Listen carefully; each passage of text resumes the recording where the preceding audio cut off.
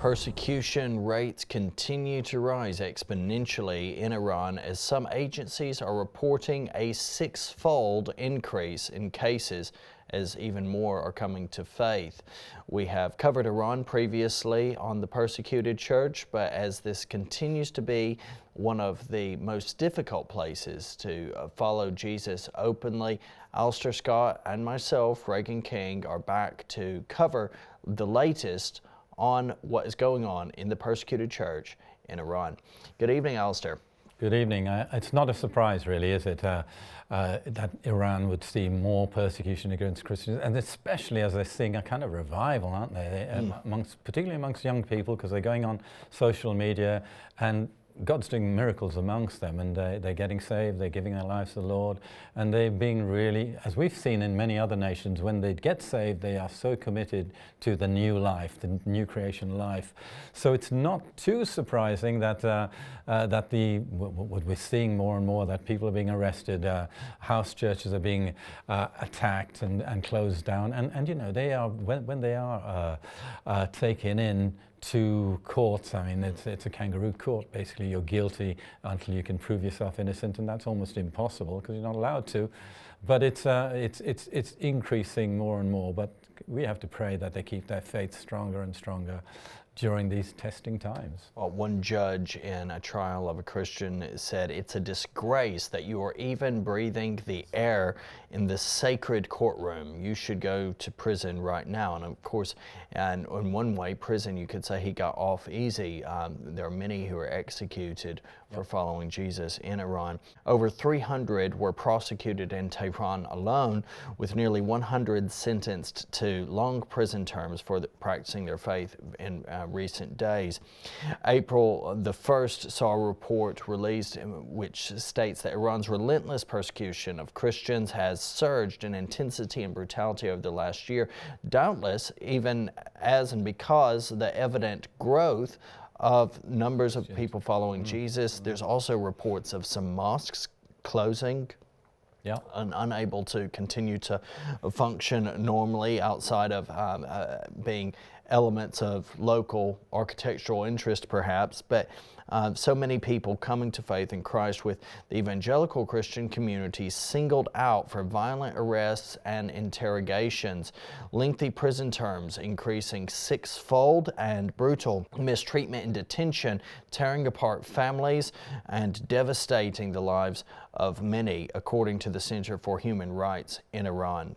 It's a testing time for the Christians over there, and you know, we have to be so aware of it and actually challenge as much as you can what the rights of Christians in the nation, and certainly be prayerful of what's going on, because I was just reading some of the reports. If you look back throughout the whole of 2024, of the amount of people who are being arrested and brutalized and tortured, but even just looking from December to now, the amount of the increase is huge, isn't it? The increase of attacks against Christianity in the nation, because obviously the regime are feeling very threatened by this move of Christianity. As you said, you know, it's almost unbelievable that mosques are being closed down because of the rise of the movement amongst Christians, or people converting to Christianity. So there's a need for more and more gatherings of people, probably in house churches rather than in official church buildings, because they won't survive too long other than supernatural, miraculous covering from the Lord. But it's exciting to know that there is Christianity, and then we see what's going on even just territorially, and some of the threats now that are coming against the nuclear development in Iran, and it's seen as a big danger to the Western world anyway, and even America, USA, Donald Trump has been talking about, well, you either negotiate or else there'll be consequences to pay. So it's interesting time in history. It truly is, and you know, it's difficult when we are talking about countries as closed as Iran is. I mean, in many ways, we speak of Iran in the same breath as North Korea, as Eritrea, as China, as other places where we see immense persecution against believers, and has a history, a track record since the revolution of being particularly brutal in its treatment, but it makes it difficult to actually find exact statistics in relation to persecution. So this comes generally through inside sources and through various leaks that are made. And there's a leaked judiciary file which has recently exposed systemic Christian persecution in Tehran, which only serves as a fraction of the nationwide convictions of Christians during the period that this particular leak covers. It contains 327 cases of Christian persecution from 2008 to 2023. And what we see particularly is 90% of these were individuals who had left Islam specifically to follow Jesus. And across the Islamic world, that is where the greatest levels of persecution are. The report identified an additional 37 cases involving at least 96 individuals in Tehran alone that were not included in the leaked files, further underscoring the scale of persecution, with the report noting 58% of cases in these leaked judiciary files were previously unknown, highlighting the challenge of documenting unpublicized cases. So this is just scratching the surface, essentially. In addition to long imprisonments, the leaked files detailed how Christians are branded as, quote, deviant sects and national security threats. House churches, where the growing Christian convert community worships, as they're not allowed to register and build new churches, they're obvious, are raided. Members are forced to recount their faith. Promoting Christianity is criminalized as propaganda against the Islamic Republic. The Bible is treated as contraband, and the singing of worship songs is criminalized. The state confiscates any property owned by Christians, and security agencies, particularly the IRGC, controls the prosecution of Christians, with punishments including forced transcription of government texts, bans on non-family social conduct, mandatory Islamic lifestyle courses, and travel restrictions, in addition, of course, to other punishments, including torture and not excluding the possibility of execution. Donors of church activities are targeted. Imprisonment, fines, and flogging imposed for receiving or providing Christian charitable aid occurs as well. And there's so many stories, Alistair, of deep pain and deep hurt, of deep onslaught against the Christian community in Iran. Well, the other interesting thing about Iran is, whereas in certain Islamic nations where there is control, well, not only Islamic, but even say like communist nations, like the traditional churches have been like the Orthodox Christians or the Catholic churches have been allowed to continue under close control. But in Iran, there's very little of the traditional churches left, because when the regime change came back in the late 70s, the whole Christian move was totally wiped out because of this radical Islamic force that had taken over. So now what we're seeing is, with this new move, it's far more of the evangelical churches that are coming alive, and then they are, as you just read, they are seen as being deviant. They're seen as being a danger to the regime, and of course they are, because not that they are going to be militarily coming against the regime, but they are proclaiming the gospel of peace. And people who have lived under such scrutiny, without any peace, without any freedom, when you talk about a Christian faith, which Jesus came to set the captives free, there's a hunger and thirst for that. They want to have that freedom to look the way they like, dress the way they like, speak the way they like, and of course they can't do that. It's very much a controlled regime, and then people who stand up against it either disappear or they get beaten, and they have to fight for their or fight for even the religious freedom that they have. And certainly they have to have the wisdom of God to know what to do and when to. Timing, I think of that scripture in Chronicles, where it talks about the sons of Issachar. They understand the times, and they understand Israel, of course, but it's understanding the timing of taking your battles has got to be something we pray into when we talk about our brothers and sisters who are surviving in Iran, but we want to see them more than surviving, but thriving. And it does seem to be, there's a move going on underground of young people particularly being drawn into the Christian truth. Now, what we've come across previously across the Middle East and Asia, and particularly, but not exclusively Islamic nations, is there's very often an assent to religious freedom. There's very often some constitutional clause which indicates there is religious freedom that enables one to continue to be respected by and held in esteem at the UN particularly, but very often it's in practice not activated. And so in Iran, interestingly, its constitution recognizes Christianity.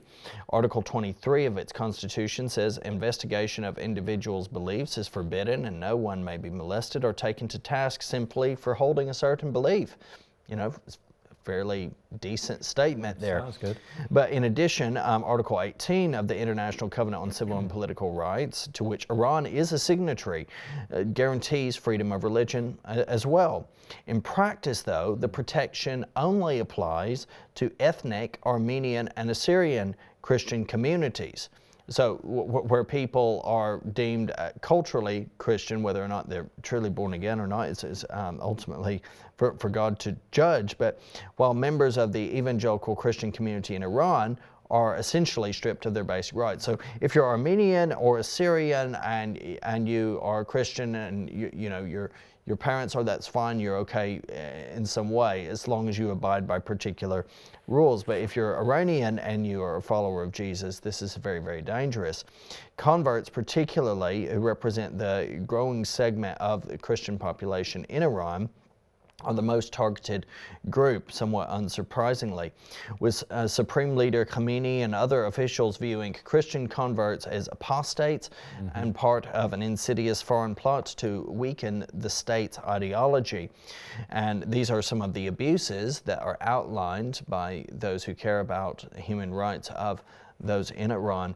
There's charges with apostasy for the practice of faith, apostasy in Iran being viewed as a crime punishable by death. And that's why, even though you do have other punishments that are sometimes meted out against followers of Christ, the punishment of death is a valid punishment according to Khamenei and others in the Iranian government. It generally is going to come down to what judge you're sat in front of. But this is a violation of international law, which forbids the death penalty for religious or political crimes.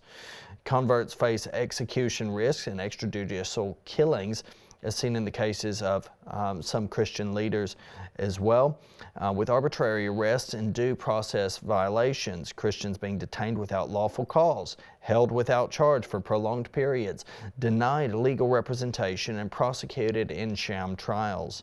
There's torture and abuse, with Christians detained facing physical abuse, threats of extrajudicial execution during interrogations as well, with prosecution of believers deemed to be and prosecuted for being threat to national security. Christians being charged with national security crimes, carrying lengthy prison sentences for basic religious activities. That's one of the things I was reading through. Some of the sentences are like 25 years for something that's alleged. It's not even, you know, it isn't like you read about the judge who said, you know, you should be going straight to prison because of who, you know, what you believe. They don't even have to prove what they are, they just disappear. And you know, 25 years and 26 years for supposedly sharing the gospel with somebody is crazy. Of course it is, but it's what's happening regularly in Iran. And I know of a ministry, and I won't mention where they are, but they're outside of the Middle East, who actually train up, because a lot of the Iranian Christians, because of the persecution, want to come out and be trained. And you would think once they've been trained up, they'd want to go anywhere else but Iran. But they're trained up and they want to go back. And then they work with the underground churches, they work as reaching out, evangelizing, training people in the land.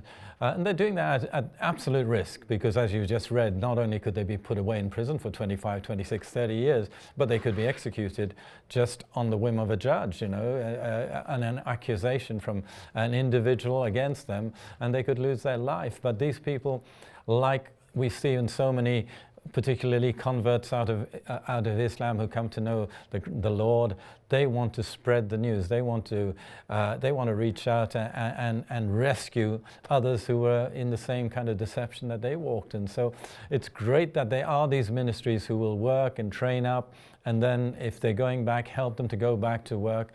But of course, the great advice and counsel we can give them is do the work, but be led by the Holy Spirit wherever you go, because it's a nation that needs the Lord and needs to know Jesus. It needs to have freedom, the restrictions of captivity removed and freedom replacing that.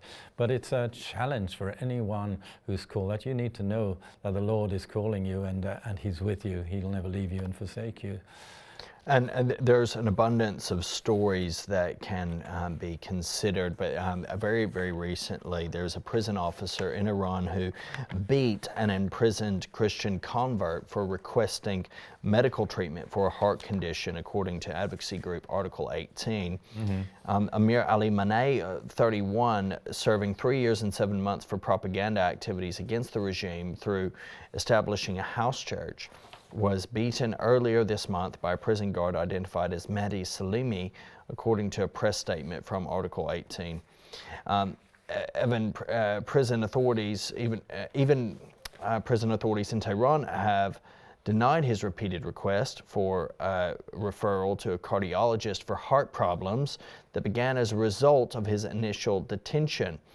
After his most recent request earlier this month, Amir Ali was beaten by a prison officer who struck him deliberately in the chest. So, I have a heart condition. Okay, right. So they deliberately struck him in the chest, thereby worsening his condition.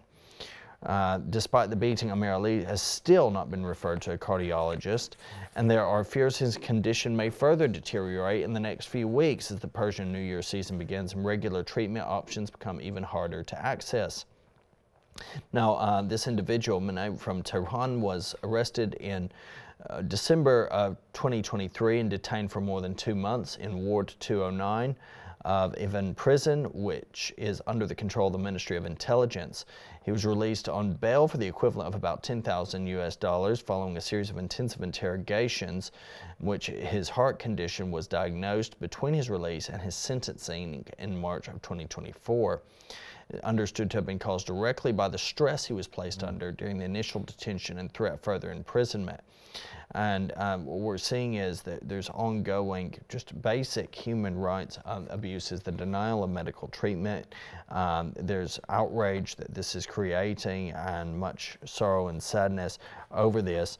But there were at least 139 Christians arrested on issues related to their faith just in the past year.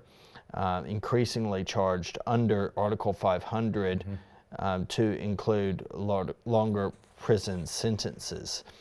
We have a list of names as well, Alistair, and I think in honor of these individuals, it's important to read some of these stories. Yeah. Well, I mean, the funny thing is, if we just look at the more recent ones, a lot of them, this Evin Prison, I'm not sure if that's the right pronunciation, is where they seem to be keeping them, and it's obviously a torture center where they just try to kill them, basically keep them away from being able to get any kind of freedom or any kind of help. I mean, you've just mentioned about Amir Ali Maneh, the Christian convert currently serving his prison sentence at Evin Prison, was recently assaulted, as you said. Then there's Nasser Navad Goltapé, who's 63, a Christian convert who spent nearly 5 years in prison for his faith, suffered a stroke after a 35-day hunger strike in Tehran's Evin Prison again. He was found face down in a solitary cell. So he was basically died.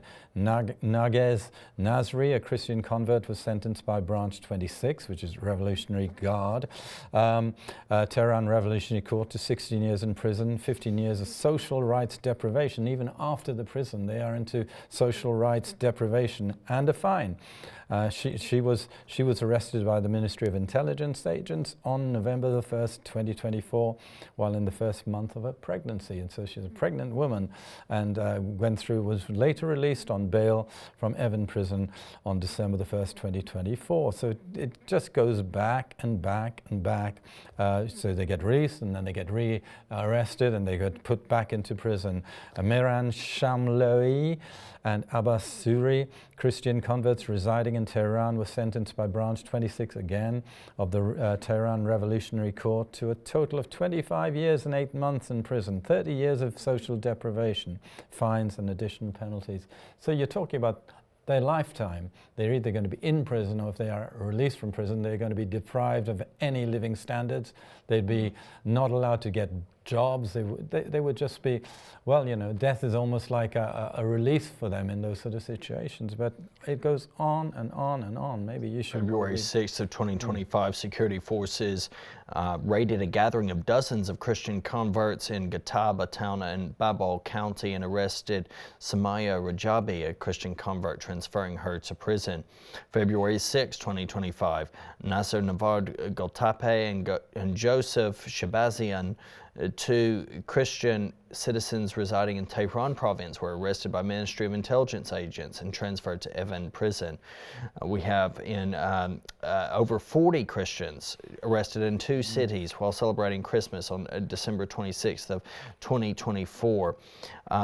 In November of 2024, Tomaj Ariankia, a Christian convert, was sentenced to 10 years in prison and a 2-year ban on participating in social activities.